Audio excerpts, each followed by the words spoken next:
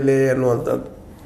ಹೆಚ್ಚಿಗೆ ಹೊಡೆದು ಯಾರಿಗೆ ಬೀಳ್ತದಪ್ಪ ಅಂತಂದ್ರೆ ವಿದೇಶದಿಂದ ಬಂದು ಸೇರಿದವರು, ಬಾಂಗ್ಲಾದಿಂದ ಬಂದವರು, ಅಲ್ಲಿಂದ ಇಲ್ಲಿಂದ ಬಂದವರು, ಅದರ ಬಿಹಾರ ಆಗಿರ್ಬೋದು, ಒಡಿಶಾ ಆಗಿರ್ಬೋದು, ಆ ಸೈಡ ಇನ್ನೊಂದು ಇದು ಆಸಾಮ್ ಆಗಿರ್ಬೋದು, ಇಲ್ಲೆಲ್ಲ ಹೆಚ್ಚು ಕಡಿಮೆ ಬಾಂಗ್ಲಾದಿಂದ ಸಾಕಷ್ಟು ಜನ ಬಂದಿದ್ದಾರೆ ಅನ್ನೋದು ಆರೋಪದ ಬಿ ಜೆ ಪಿಗರಿಗೆ.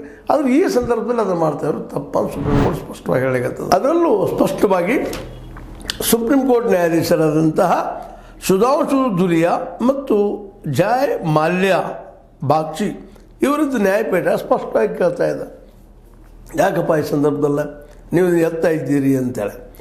ಯಾಕೆಂದರೆ ಮತದಾರ ಪಟ್ಟಿ ಪರಿಷ್ಕರಣೆ ಕೃತಕ ಅಥವಾ ಕಾಲ್ಪನಿಕ ಎಂದು ಹೇಳುವುದನ್ನು ನಿಲ್ಲಿಸಿ, ಈ ಪರಿಷ್ಕರಣೆ ಹಿಂದೆ ಒಂದು ತರ್ಕ ಇದೆ, ಆ ತರ್ಕದ ವಿರುದ್ಧ ನೀವು ಅರ್ಜಿದಾರರು ವಾದ ಮಾಡಬಹುದು.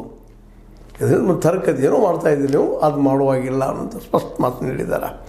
ಅದಕ್ಕಾಗಿ ಕಾಂಗ್ರೆಸ್ ಅಂತ ಸ್ಪಷ್ಟದ ಇದರ ವಿರೋಧವಾಗಿ ಸುಪ್ರೀಂ ಕೋರ್ಟ್ ನೀಡಿರುವ ಸೂಚನೆಯು ಪ್ರಜಾಪ್ರಭುತ್ವ ವ್ಯವಸ್ಥೆಗೆ ಸಿಕ್ಕ ಪರಿಹಾರವಾಗಿದೆ. ಆಯೋಗವು ಸುಪ್ರೀಂ ಕೋರ್ಟ್ ಸಲಹೆಯನ್ನು ಪಾಲಿಸುತ್ತದೆ ಎಂಬ ವಿಶ್ವಾಸ ನಮಗಿದೆ ಅಂತೇಳಿ KC ವೇಣುಗೋಪಾಲ್ ಅವರು ಹೇಳಿದ್ದಾರೆ. ಅಂದ್ರೆ ಒಟ್ಟಾರೆಯಾಗಿ ಈ ಒಂದು ಸಂದರ್ಭದಲ್ಲೇ ಸುಪ್ರೀಂ ಕೋರ್ಟ್ ಸ್ಪಷ್ಟವಾಗಿ ಹೇಳ್ತಾ ಇದೆ, ನೀವು ಮುಖ್ಯವಾಗಿ ನೋಡಬೇಕಾಗಿತ್ತು